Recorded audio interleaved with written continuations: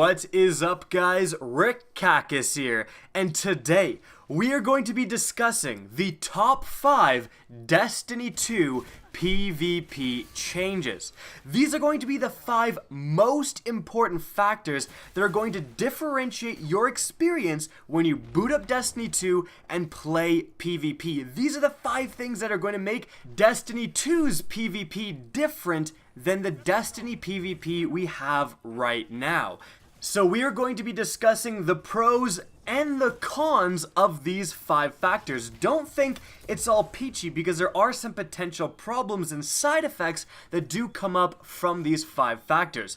And so guys, if you enjoy this topic of discussion, take a quick second and support the video by liking and especially sharing. It really does help me out, and I very much appreciate those of you who do it. Now, let's get started here with number 5. This is, I think, one of the first things they announced, and definitely it's one of the things that is making a lot of people wonder, what is the game going to be like with this change involved? And that is, the entirety of Destiny's PvP is now going to be balanced as 4v4, no matter the game mode. Really, like, Bungie did not say it's 4v4 except for blank. They said it's 4v4. There may be some game modes that aren't. When the full game releases, we'll have to see. But as of right now, like from Control to Rift to Iron Banner, it's 4v4. Now, let's start with the positives. What does that mean in terms of a positive thing for Destiny 2? Well, number 1, it's going to be a lot easier for Bungie to balance abilities and weapons. And the reason being is because 6v6, like if you load up a match right now of 6v6 and then you load up a match of 3v3, they are entirely different animals. Like, they're just totally different experiences from one another. 6v6 is kind of a shit show, and 3v3 is super sweaty. You get a totally different play dynamic from these different player counts, and different abilities and weapons are vastly powered differently compared to which game type you're in. Something that's really good in 6v6 because it has the potential to get a lot of kills is maybe not so good in 3v3. So by standardizing the experience, by standardizing everything as 4v4, it will hopefully be easier for Bungie to balance certain things. Now, another benefit is that you get to have a consistent experience. Like, players right now who might be okay at 6v6 get thrown into a 3v3 playlist and have no idea what to do. They feel completely lost. Whereas in Destiny 2, that will be happening less and less.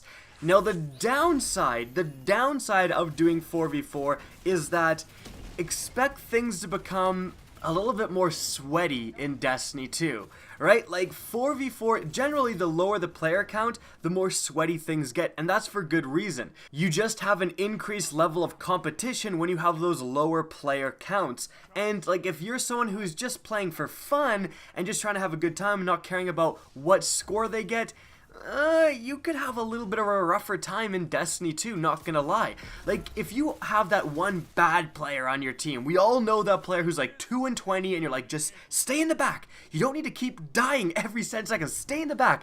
But that guy on a 6v6 is 1/6 of your team, whereas now he's going to be a quarter of your team absolutely sucking.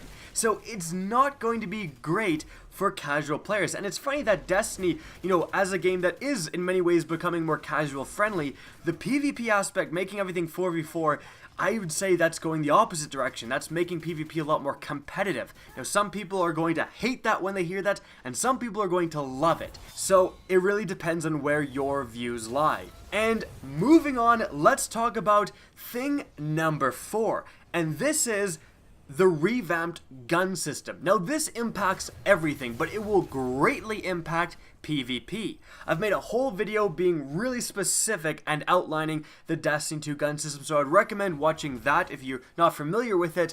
But essentially, we have primaries and energy weapons, essentially secondaries, being interchangeable. You can get primary kinetic hand cannons and secondary energy hand cannons that just come with a burn. And this is a big deal. This makes it so that the sniper rifles, the shotguns, the fusion rifles, and rocket launchers, grenade launchers, and melee weapons are going to be classified as power weapons, and they all share the same ammo type. this is going to have huge PvP issues, right? Like now what do you pick? A sniper rifle or a rocket launcher? You'll have to make that decision because they take up the exact same slot. It also really is going to vary greatly what you see people run in the first two slots, right? Having two primaries essentially. Maybe we'll see more extremes, like a long-range scout rifle being used as your kinetic weapon, for example, and then a more close-range weapon like an SMG or a hand cannon being used as your energy weapon. Like, these different loadouts are something we're gonna have to get used to, and it's a huge difference in Destiny 2. Now, the positives of this remade gun system is that it could just be amazing. This new gun system could fix so many of the problems we have in PvP with secondary spam, shotgun apes. Like, we all know that Destiny has had problems with weapon balance. We all know that. This completely remade gun system could fix those problems. The huge negative is that it might not. This new gun system might be even worse, and we just don't know. I played PvP for combined, I want to say like 45 minutes, an hour. Like I kind of kept sneaking PvP playtime, but that's a whole different story. But there's no way I could tell from that playtime, there's no way any of us could tell from the amount of playtime we had so far whether or not this is a positive system or a negative system. It's going to take about a year and several patches before we can finally look back and say which was the better system. And I'm being serious there. You cannot just from looking at it and just from hypothetically talking about different scenarios judge what is the better gun system. It is woefully complicated, and that is a potentially huge downside because it literally might be worse. That's something all of you should definitely be aware of. At the same side, flip end of the coin, it could also be a lot better. And it's just the way things go when you completely redesign an aspect of the game. But it's time to move on to thing number 3. And this is kind of a dual factor. It's two things in one. The first thing is that energy weapons and energy abilities do more damage to supers. And yes, I'm being serious. If you're using a weapon with an elemental burn and it doesn't matter the element and you're shooting an enemy super, you're going to be doing more damage than usual. This was confirmed by a Bungie employee tweet.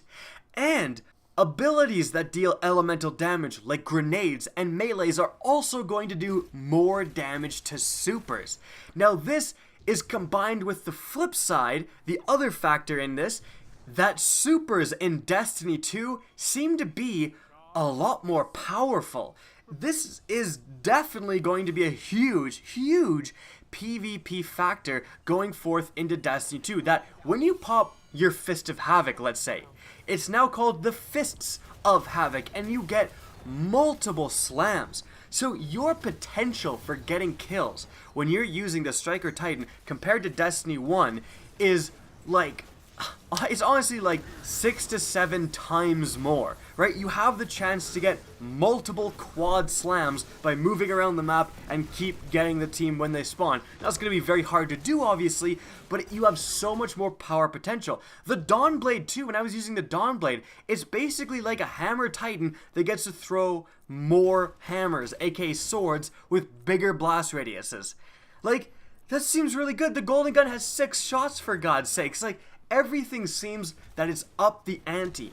But of course, to combat that, again, as I said earlier, you can kill them faster. You can take down an enemy super actually pretty quickly just with your normal weapons, and especially your elemental weapons. So it's going to be a really interesting play dynamic in Destiny 2 where a super has the potential to be astronomically powerful, even more powerful than in Destiny right now. But you can take them down, you can shut them down really quick. And that, I think, is actually moving away from, again, the casual experience. The casual experience is just giving people free kills with the super, which is kind of why they're in the game, to be honest. Like, you get an automatic kill streak, essentially, where you're almost guaranteed some free kills. And in Destiny 2, again, they've upped that ante, but they make it easier to take them down. So for the skilled player, supers may not even be that big of a deal. For the skilled player who can take enemy supers down even easier now. Supers may become even less of an issue. It's going to be such an interesting dynamic, and I can't wait to see what actually happens in terms of balance when Destiny 2 comes out. And it's time now to move on to thing number 2, which is abilities in Destiny 2, aside from supers. So melees and grenades do a lot less damage. This is so huge, especially coming from the current meta. If you go in Destiny's PvP right now, my god, it is just fusiongrenades.exe. Like, it is just non-stop abilities, and it can be incredibly frustrating. You could have superior gun skill to people. In fact, I see this all the time where I'm just about to gun someone down, jumping through the air, and then they, with so much less skill involved, press the grenade button, throw it at me, it curves 360 degrees around a corner into a different map and sticks me, and I die. That is incredibly frustrating. I know a lot of you guys watching that are going, yup, that's bullshit. But in Destiny 2, that's gone. Fusion grenades, sticky grenades in Destiny 2 do not kill with a single hit. Yes, I can throw a fusion grenade at an enemy, stick them, it will explode, they won't die. Abilities do much less damage. Melees, you have to melee someone 3 times to kill them now. 3 times. So you can't just shoot a guy a couple of times, go for the melee, or go for the really silly double melee as quickly as you can, like in a blink of an eye. That's not going to be a thing anymore. That's huge. That is so huge. Again, for Destiny 2, it will completely eliminate, for the most part, all of the ability spam we've been seeing again and again and again and again in Destiny, right? Buff primaries 2017, or in buff primaries 2016. A lot of you guys probably heard that. We wanted primaries to be buffed mainly because they just couldn't compete with abilities and secondaries. But now that secondaries have changed pretty drastically, of course with thing number 4, which was a remade gun system, and now abilities are so much weaker, you have a PvP experience in Destiny 2, at least especially from what I experienced, as much more gun-centric. It is just, can you win your gunfights? And abilities and like grenades and stuff are just there to help you when they're available. If you see a couple of wounded enemies round a corner or coming at you, you can throw a grenade and hopefully finish them off, but the grenade is not the be-all, end-all answer to everything. It's going to help you, but not be the thing that you have to rely on. You have to rely on gun skill, being accurate, landing your headshots, and I think that's a huge positive. That's putting much more of a reliance on skill and technique in Destiny 2 than just pressing the grenade button, which it is in Destiny, unfortunately, and melee button for that matter. So hopefully this will be a change for the better. I really can't see a huge negative of this change unless you're someone who like lives and dies by fusion grenades, in which case, I don't really feel sorry for you. I'm sorry to say, but you're gonna have to get used to this new gun system. But for me, this is an incredibly positive change. This is one of the biggest changes. This is going to, I think, for a lot of players, really increase their liking of Destiny's PvP. It won't just be that insta-give BS where you're going to win a gunfight and now you're going to lose because you got stuck by a lucky grenade. You will in Destiny 2 instead win the gunfights, hopefully, that you're supposed to win. Alright, now moving on, the number 1 change that I'm now wondering if it should be at number 1, but whatever, it's too late anyways. The number 1 change for Destiny 2's PvP is guided games. I think this is probably going to, and the reason it's at number 1 is that it's probably going to impact most players in Destiny 2 more than any of these changes. This is going to be the thing, if done and implemented properly by Bungie, that is going to make players that right now don't care about PvP suddenly become PvP fanatics, potentially. And if not that, experience more PvP than ever before. It's going to be the thing that makes PvP more accessible and more played than ever before. Now, how guided games work, and they're a thing that was announced at the reveal, is essentially they're like a built-in LFG for Destiny. And what you can do is you can form a clan in Destiny 2. And yes, I'll probably maybe form a Cactus HD clan myself or be part of a different clan, but there's going to be my clan and there's going to be all these other players' clans. Like all of your favorite content creators, I'm sure, are going to have their own or be part of someone else's clan.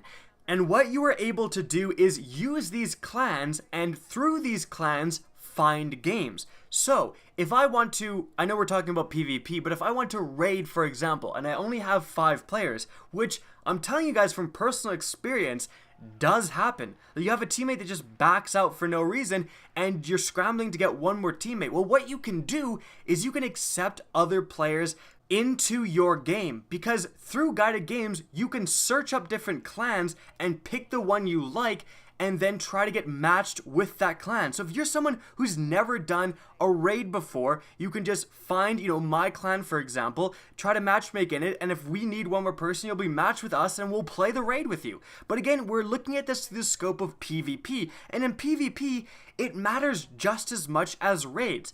How many of you guys, seriously, watching this video, have decided, nah, I'm not gonna play Iron Banner because I don't have any friends online. Like, I'm by myself, and I don't want to play Iron Banner solo. That shit is cancerous, right? Right? Like, we've all been there. We've all been there. I can't find anyone for Trials. I can't find anyone for Banner. Even if there's just a normal PvP game, Rift. If your friends aren't online, you're a lot less motivated to play PvP. It's not as fun solo. That's just a fact. And especially if you match against a full team, it can be pretty bad. Rift against a 6-man sweaty team is not fun. It's not fun for anyone. But with guided games, you never have to do that. You never have to be alone. You can always find a clan, match with them, and go in with a team. And again, this is going to allow people to play the games that require having a team, like Trials of Osiris. If this is going to allow so many more people to have a crack at Trials, maybe they won't go 9-0, but they'll at least maybe get 7 wins and start getting that loot, and then they'll get better loot, and then maybe they can go 9-0 the next time, And this is going to give people an opportunity to do that, whereas they could never do that before. LFG can be really salty, and LFG could be really specific, but guided games seems like a lot more easy way to do that. And if you are an experienced player, right, if you are watching this video and you're on the other end of the spectrum, you're the experienced player who runs people through, yes, of course you would have no problem going through guided games, accepting one more. We need one more person. Let's do a Trials run. You and your friend who are super good. Oh, we just need one more. You know what? Let's get a guided games person in there. Let's do a challenge for ourselves. That's going to happen all the freaking time. It's going to be awesome for allowing players to get in on the PvP action without having to do it solo, which was a huge barrier. Either an actual literal barrier where it wouldn't let you play, or just a mental barrier where you didn't want to play PvP solo because it wasn't that fun, and frankly it wasn't. And this is going to, again, really change that entire dynamic.